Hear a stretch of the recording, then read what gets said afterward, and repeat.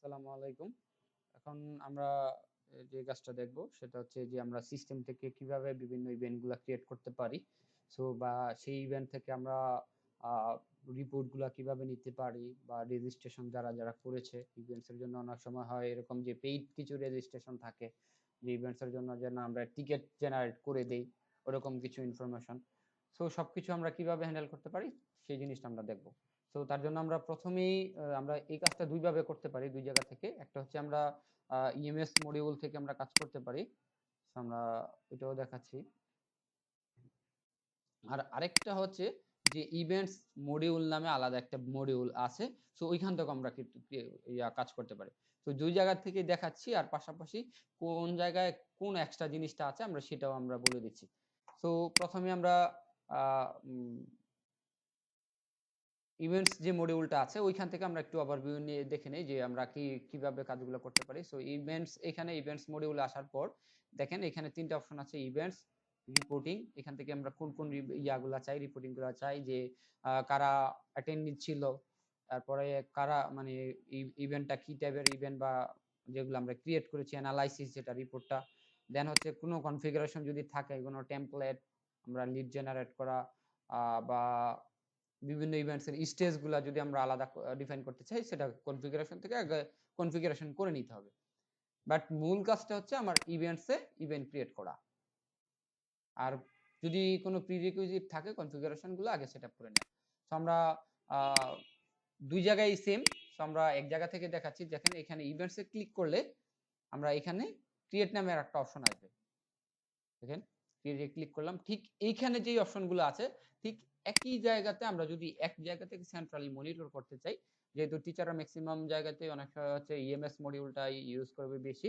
এখানে হচ্ছে স্টুডেন্টের অ্যাটেন্ডেন্স, তারপরে টাইম টেবিল মানে routine, library, assignment, events, profile সবকিছু যেহেতু এইখানে আছে, এইখানেই আরেকটা অপশন আছে ইভেন্টস নামে। এইখান থেকে আমরা সেম ভাবে কাজগুলো করতে পারি। এই ইভেন্টস এর মধ্যে সেটা কোথায় থেকে আসলাম, ইএমএস থেকে, এই যে ইভেন্টস। দেখেন এই ইভেন্টস এ ক্লিক করার পর দেখেন ইভেন্টস এর মধ্যে ২টা অপশন আছে। একটা হচ্ছে ইভেন্টস এর ইনফরমেশন আর একটা হচ্ছে ইভেন্টস এর রেজিস্ট্রেশন। ঠিক আছে। সো এই ইভেন্টস এর ইনফরমেশনের মধ্যে যদি আমরা ক্লিক করি, এইখানে যে নিউতে ক্লিক করার পরে যে অপশন আসছে ঠিক একই অপশন এখানেও আসবে। আমরা ক্রিয়েট করলে এক জায়গা থেকে ক্রিয়েট করতে পারি। বাট যদি কোনো কনফিগারেশন থাকে যে না আমার কনফিগারেশন করে নেওয়া দরকার, তার জন্য আগে হচ্ছে তাহলে ইভেন্টস মডিউলে কনফিগারেশন গুলো করে নেওয়া দরকার। কারণ এই ইএমএস মডিউলের মধ্যে আমরা সেই কনফিগারেশন গুলো পাবো না। আমরা এখন ক্রিয়েটে চলে যাচ্ছি। কথার কথা আমরা একটা ইভেন্টস ক্রিয়েট করব। সেই ইভেন্টস এর নাম দিলাম হচ্ছে, যে নাম টেস্ট পারপাস এই দেই, টেস্ট পারপাস। এখন সেটা ডেটটা কবে হবে, আমি কয় তারিখে ইভেন্টটা করব, কথার কথা আমি কালকে করব, দিলাম। কালকে দিয়ে আমি কালকের কোন সময় করব, এই ক্ষেত্রে কথার কথা আমি হচ্ছে 12টার সময় করব, দুপুর 12টা। 12টা কত, 12:30টাই করব, দিলাম। দিয়ে কয় তারিখ পর্যন্ত, ইন ডেট কবে। আমি ইন ডেটটাও কথার কথা আমি আহ এই যে এখান থেকে আমি দিতে পারবো। আমি যদি দিতে চাই যে না আমি, আচ্ছা এটাকেই অ্যাপ্লাই করি। দেওয়ার পরে আমি এই ইন ডেটটাকে এখান থেকে আমি চেঞ্জ করে দেব। দেখেন আমার এই যে স্টার্ট ডেট, ইন ডেট 2/3/2/3 কয়টার সময়, 12টা থেকে মানে 12:30 থেকে 12:30টাই দেখাচ্ছে। বাট আমার কথার কথা মনে করেন 12টা থেকে 1:30টা পর্যন্ত হবে। তাহলে 1:30টার মানে 12টার পরেই 1:30টা, 2টা, 3টা এগুলাতে কি হবে, 13টা, 14টা, 15টা করে টাইমটা দিতে হবে। ঠিক আছে। আমি দিলাম। দেখেন এই যে এইখানেও কিন্তু ওইভাবেই দেওয়া আছে। হ্যাঁ। আমি কি দিলাম, স্টার্ট ডেট দিলাম, ইন ডেট দিলাম, দিয়ে টাইম জোনটা বাই ডিফল্ট দেওয়া আছে ঢাকা, মানে এশিয়া ঢাকা, ওটা এশিয়া ঢাকাই দেওয়া থাকবে। আর যদি দেওয়া না থাকে তাহলে আমরা এটা চয়েস করে দিব। দেন হচ্ছে ওইটার মানে সুপারভাইজারটা কি, অ্যাডমিনিস্ট্রেশন নাকি অন্য কোন একটা পার্সন, নাকি কে সেটা সুপারভাইজার করবে। যদি এরকম হয় যে না আমার কথার কথা যে আমাদের যদি আমি এরকম একটা প্রোগ্রাম করলাম যে না আমাদের ইডি স্যার থাকবেন, তাহলে ইডি স্যারের নাম দিব। আর যদি এরকম হয় যে না নামগুলা লিখলেই অটোমেটিকলি চলে আসবে, কথার কথা যে না আমাদের জারকা ম্যাডাম দিবে, তাহলে আমি ম্যাডামের নাম লিখলাম চলে আসলো। আমি কথার কথা আমাকে রওশন ম্যাডাম দিবে, তাহলে রোশন ম্যাডামের নাম লিখলাম, অটোমেটিকলি চলে আসবে। ঠিক আছে? সো আমি রেসপন্সিবল কথার কথা আমি ম্যাডামকে দিলাম, আমাদের সায়েন্স কোঅর্ডিনেটর ম্যাডামকে দিলাম, দিয়ে কন্টাক্ট পারসন, এখন এই ইভেন্টটার জন্য কেউ কারোর সাথে কার সাথে কন্টাক্ট করবে, কথার কথা আমার সাথে এই ইভেন্টের জন্য কন্টাক্ট করবে ঐশ্বর্য ম্যাডামের সাথে দিলাম। দেখেন অটোমেটিকলি ওনার ইয়া চলে আসছে। ঠিক আছে? সো এইখানে আমি দেখতে পারবো যে ওনার যে কন্টাক্ট পারসনটা ওনার ডিটেইলসটা দেয়া আছে কিনা। আমি এই অ্যারোতে ক্লিক করলাম, তখন দেখা যাবে যে না, হ্যাঁ ওনার ডিটেইলস গুলো দেয়া আছে। দেখেন এই যে ওনার নাম, ওনার মোবাইল নাম্বার, ইমেল, তার মানে কন্টাক্ট নাম্বারটার ইভেন্টটা ক্রিয়েট করার পর কেউ কন্টাক্ট করতে চাইলে ওনার সাথে কন্টাক্ট করতে পারবে। দেন হচ্ছে রেসপন্সিবল, এই ইভেন্টটার জন্য রেসপন্সিবল কে, এখানে বাই ডিফল্ট আমার অ্যাকাউন্ট থেকে করা, তার জন্য আমারটা চলে আসছে। সো আমি যদি এরকম হয় যে না এটার জন্য কথার কথা যে মিল্টন স্যার হবে, তাহলে আমি স্যারের নাম লিখবো, যে রেসপন্সিবল তারটা আমি চয়েস করে দেবো। আর কোম্পানি হচ্ছে অটোমেটিকলি আমাদের যে কলেজের নাম চলে আসবে, ভেন্যুটা আমরা চাইলে চেঞ্জ করতে পারবো। দেন হচ্ছে এটার জন্য কোনো টেমপ্লেট আমরা মানে জেনারেট করব কিনা, যে না এই ইভেন্টটা আছে, এই ইভেন্টটার জন্য আমার কোনো টেমপ্লেট জেনারেট করা আছে না, বাই ডিফল্ট হবে নাকি টিকেটিং হবে না কনফারেন্স হবে, কি টাইপের, আমরা চাইলে এই টেমপ্লেটটা দিয়ে দিতে পারবো। যদি দরকার মনে করেন যে না আমার দরকার নেই, তাহলে ইটস ওকে, কারণ এটা ম্যান্ডেটরি না। এগুলো হচ্ছে ম্যান্ডেটরি। দেন হচ্ছে কোনো ট্যাগ দিতে চাইলে ওকে। দেন হচ্ছে কোনো মানে যে ইভেন্টটা করতেছি ওই ইভেন্টটা আসলে কি টাইপের ইভেন্ট, তো আমরা চাইলে এখান থেকেও সেটাকে কি করতে পারবো, ইভেন্টের টাইপটাকে চয়েস করে দিতে পারবো। ঠিক আছে? সো এইখানে হচ্ছে বাই ডিফল্ট দুইটা ইয়ে আছে, ইন্ট্রা আর হচ্ছে মানে ইন্টার। সো এই দুইটাকেই আমাদের ইয়া করতে হবে, মানে আমরা কলেজের মধ্যেই ইন্টারনালি করব নাকি বাহিরের কারোর সাথে করব, সেই ইভেন্ট টাইপটা আমরা এখান থেকে চয়েস করে দেবো। তো আমি কথার কথা আমি এখানে ইন্ট্রা মানে বাহিরের কেউ ইয়া করবে এরকম ইয়া করে দিলাম। দেওয়ার পরে দেখেন এখানে যারা আছে মানে সেখানে আমি ইভেন্ট কয়জন পার্টিসিপেট করবে বা কয়জন ইভেন্টে অংশগ্রহণ করবে, সেটা যদি আমি লিমিটেড করে দিতে চাই যে না আমার এখানে 50 জন হবে, 20 জন হবে, 30 জন হবে, আর বেশি নিব না, তাহলে আমরা এই যে এই বাটনটাতে এই যে লিমিটেড এটাতে ক্লিক করব। ঠিক আছে? অটোমেটিকলি যখন এই লিমিটেড রেজিস্ট্রেশন দিব, অটোমেটিকলি তখন আমার লিমিটেড আকারেই আমি এখানে কি করতে পারবো, ইভেন্টে পার্টিসিপেন্ট পাবো, অ্যাটেন্ডি পাবো। আর যদি আমার এরকম হয় যে না আমি লিমিটেড করে দিলাম না, তাহলে আনলিমিটেড হবে।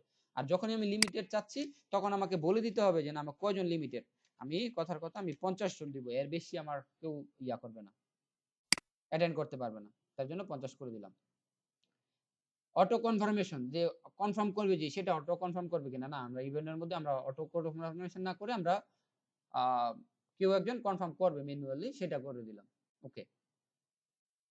আর যদি চাই আমরা অটো কনফার্মেশন করতে পারবো। দেন হচ্ছে যে আমরা কোনো কোনো ক্ষেত্রে ইভেন্টস এর ক্ষেত্রে এরকম হয় যে ওই ইভেন্টের টিকেট জেনারেট করতে হয়, যে না আমি যে ইভেন্টটা করতেছি সেই ইভেন্টটার মধ্যে আমার ফিনান্সিয়াল কিছু অপশন আছে, যে না আমি কিছু টিকিট জেনারেট করব, সেই টিকিটের মূল্য প্রাইস জেনারেট করে দিব, আবার সেই টিকিটের জন্য কয়জন ম্যাক্সিমাম হবে, কয়জন কনফার্ম করবে, এরকম গুলো আমি ডিফাইন করে দিতে পারবো এখান থেকে। তো আমি যদি এই যে টিকিটে অ্যাড এ লাইনে ক্লিক করি, তখন এই যে ইভেন্টের প্রোডাক্ট টাইপ কি ধরনের হবে, এই যে ইভেন্ট রেজিস্ট্রেশন, ওকে।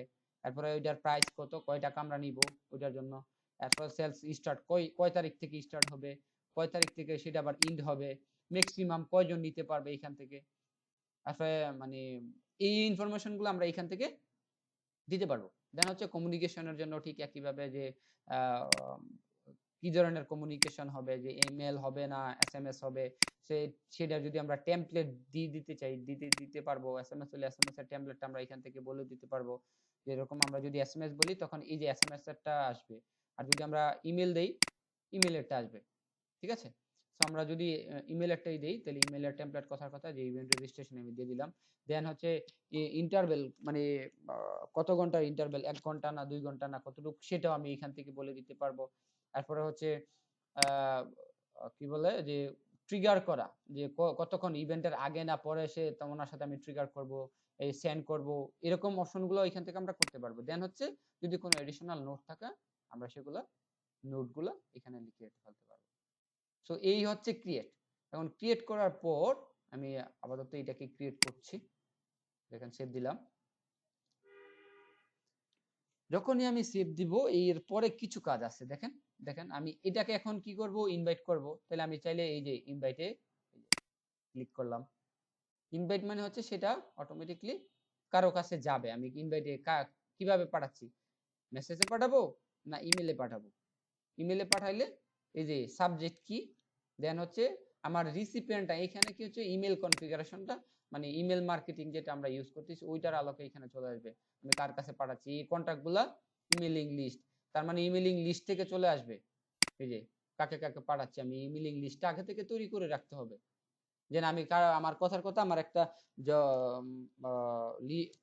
এমপ্লয়ি গ্রুপ কন্টাক্ট ক্রিয়েট করা আছে, সেখানে হচ্ছে শুধু টিচাররা থাকবে।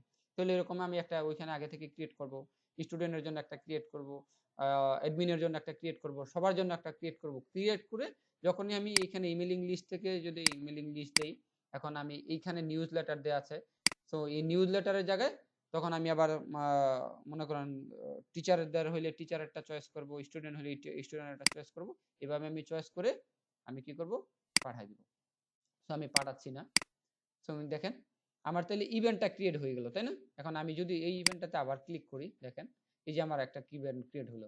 এখন এই ইভেন্টটা কোনো কারণে যে টাইম শেষ বা বুকড হয়ে গেল, অ্যানাউন্সমেন্ট হয়ে গেল, সেটাকে আমি কি করতে পারবো, এটার বিভিন্ন স্টেজে আমি নিয়ে যেতে পারবো। দেখেন আমার এখন নিউ আছে, তার মানে আমি ক্রিয়েট করলাম, এইখানে ইভেন্টটা বুকড হয়ে গেছে হচ্ছে, ওকে নিলাম ওইখানে, অ্যানাউন্সড হয়ে গেছে নিলাম ওইখানে, আচ্ছা ইভেন্টটা কি ইন্ড হয়ে গেছে, আচ্ছা ইন্ড হয়ে তাহলে ইন্ডে নিয়ে গেলাম। দেন হচ্ছে ইভেন্টটা কি ক্যান্সেল হয়ে গেছে, তাহলে আমি ক্যান্সেলে নিয়ে গেলাম। এটাকে আমি ইচ্ছা মতন আমি বিভিন্ন স্টেজে কি করতে পারবো, নিয়ে যাইতে পারবো।